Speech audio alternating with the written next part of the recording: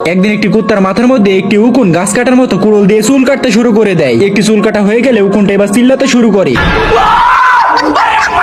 मैंने कुछ नहीं किया। উকুনটা অনেকগুলো চুল কেটে তার থাকার জন্য ঘর তৈরি করে ফেলেছিল। চুল কাটা হয়ে গেলে উকুনটা এবার কুত্তার মাথার মধ্যে খোসা দিতে শুরু করে দেয়।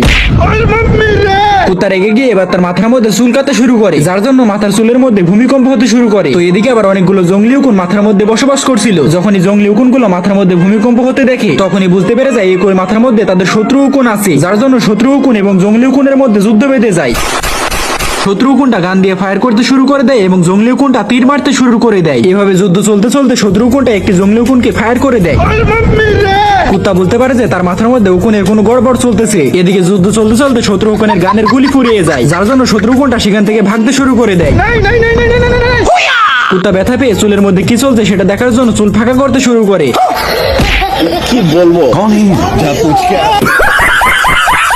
তো এই কুত্তাটা লবণের কৌটা নিয়ে তার গায়ে ছিটিয়ে উকুন মারতে শুরু করে দেয়, যার জন্য উকুনগুলো কুত্তা চুলের মধ্যে অনেক মজা করতে শুরু করে দেয়। উকুনগুলো কুত্তা চুলের মধ্যে স্কেটবোর্ড নিয়ে খেলতে শুরু করে দেয়, যার জন্য কুত্তা শরীরের মধ্যেও বিড়বিড় করতে শুরু করে দেয়।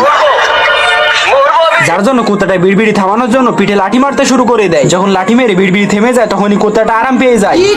কুত্তার নাক এবং মুখের উপর দিয়ে উকুনগুলো মারামারি করে বেড়াচ্ছিল। এসব করতে করতে একটা উকুন কুত্তার চোখের মধ্যে ডান্স করতে শুরু করে দেয়।